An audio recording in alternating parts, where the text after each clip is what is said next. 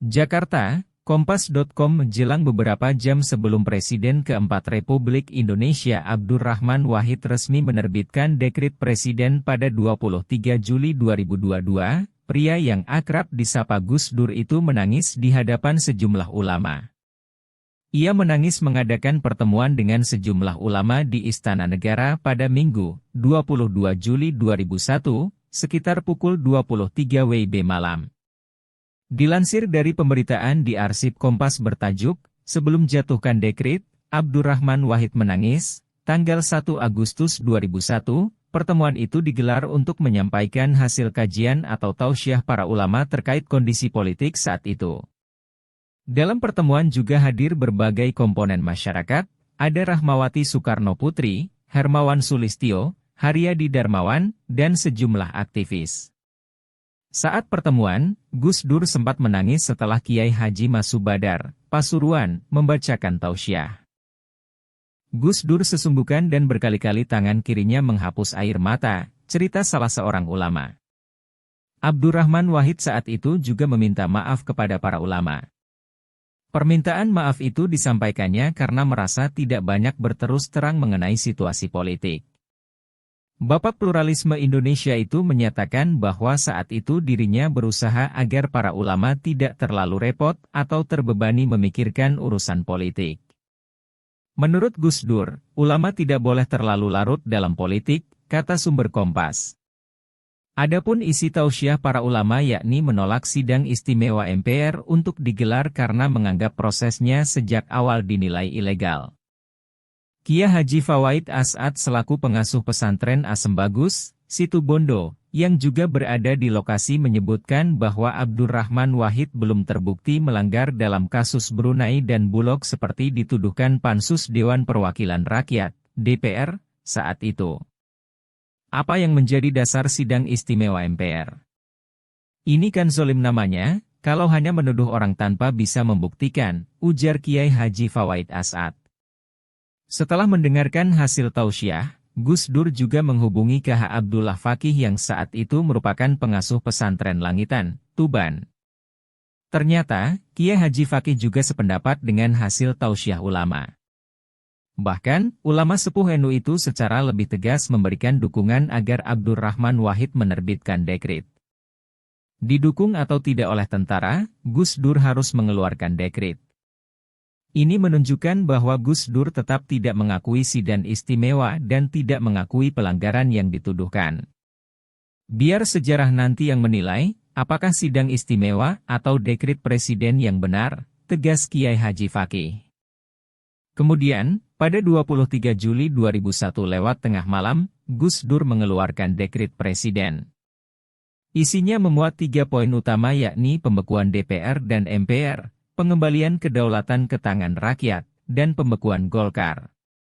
Namun penerbitan dekret presiden itu ditentang parlemen sehingga melalui sidang istimewa MPR yang dipimpin Amin Rais pada 23 Juli 2001, Gus Dur resmi dimakzulkan.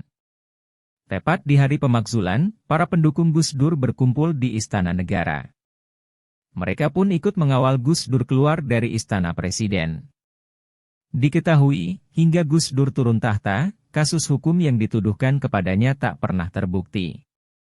Kiai Haji Fawaid As'ad selaku pengasuh pesantren Asem Bagus, Situbondo, yang juga berada di lokasi menyebutkan bahwa Abdurrahman Wahid belum terbukti melanggar dalam kasus Brunei dan Bulog seperti dituduhkan Pansus Dewan Perwakilan Rakyat, DPR, saat itu. Apa yang menjadi dasar sidang istimewa MPR? Ini kan zolim namanya, kalau hanya menuduh orang tanpa bisa membuktikan, ujar Kiai Haji Fawaid As'ad. Setelah mendengarkan hasil tausiah, Gus Dur juga menghubungi KH Abdullah Fakih yang saat itu merupakan pengasuh pesantren Langitan, Tuban. Ternyata, Kiai Haji Fakih juga sependapat dengan hasil tausiah ulama. Bahkan, ulama sepuh NU itu secara lebih tegas memberikan dukungan agar Abdurrahman Wahid menerbitkan dekret. Didukung atau tidak oleh tentara, Gus Dur harus mengeluarkan dekret.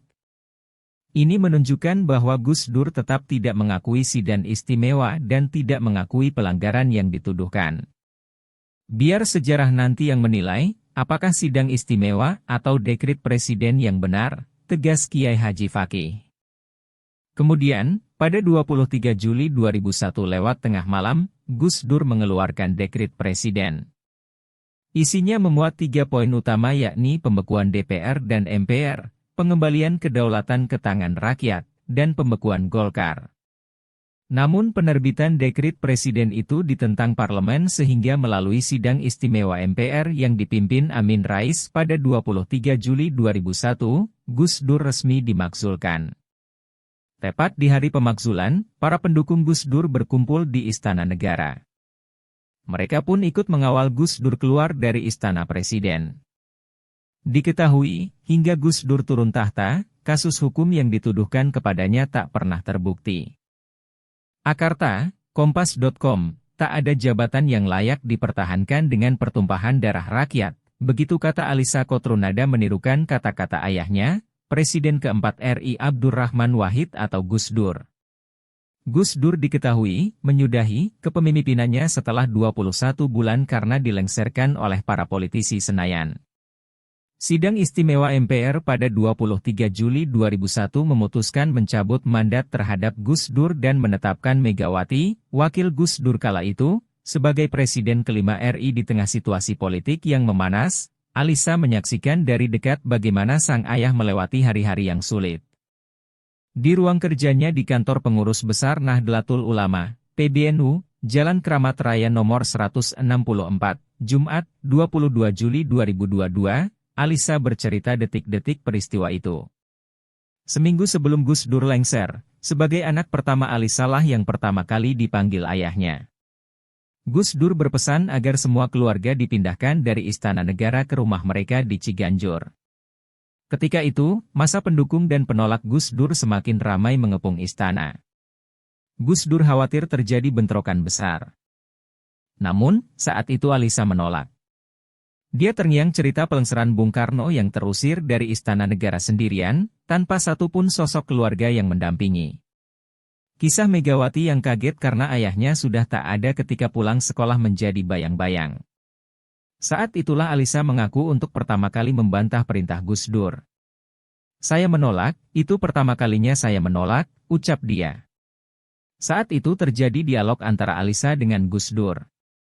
Dia bertanya, mengapa Gus Dur begitu ngotot dengan mempertahankan jabatannya yang sedang di ujung tanduk. Alisa mengungkapkan kekesalannya karena merasa Gus Dur adalah sosok yang bekerja untuk rakyat, tapi justru diperlakukan seperti seorang yang mementingkan diri sendiri dan dianggap kriminal. "Pak, kenapa sih kok kita ngotot banget, kenapa kita enggak udah sih meninggalkan tempat ini? Kita itu, seperti, enggak bermartabat banget, seakan-akan kita kriminal," kata Alisa. Alisa menggambarkan kondisinya saat itu memang sedikit tertekan dengan adanya aksi demonstrasi yang berkepanjangan di depan istana. Terlebih saat itu dia dalam kondisi baru melahirkan anak pertama. Anaknya baru berusia 40 hari kala itu. Namun pertanyaan Alisa dijawab Gus Dur. "Enggak bisa nak, kita itu memperjuangkan konstitusi, kebenaran itu enggak bisa di-voting," kata Gus Dur. Puncak Gus Dur, merelakan jabatannya sebagai seorang presiden adalah momen dia keluar Istana Merdeka dengan menggunakan celana pendek. Alisa mengatakan, maksud hati memberitahu Gus Dur bahwa ada dua kelompok yang sedang bersahutan di depan istana, tepatnya 23 Juli 2001 sekitar waktu maghrib di Jakarta. Alisa mengatakan, di depan ada massa yang saling mengadu suara, satu berorasi meminta Gus Dur mundur. Satu lagi masa pendukung Gus Dur yang menggelar istighosah. "Itu maghrib, masih ada yang istighosah," aku bilang begitu. Jadi itu antara yang demo orasi dan suara orang ngaji itu sama-sama kencang, adu pengeras suara, tutur Alisa. Terjadi dialog singkat antara Alisa dan Gus Dur. "Oh iyo," sahut Gus Dur. Itu masih banyak yang, juga, istighosah di luar. Kalau begitu aku atau Yeni yang menemui mereka nggak apa-apa, lanjut Alisa ketika itu. "Wis, enggak apa-apa, Bapak Wairono, Bapak saja ke sana," jawab Gus Dur. Dari teras saja dadah-dadah, melambaikan tangan, saran Alisa kepada ayahnya. "Ya wis ayo," imbuh Gus Dur. Saat dituntun ke kamar untuk pakai celana panjang dan baju engkap, Gus Dur berhenti. Lo iki nang di? Ini mau kemana? Gus Dur bertanya.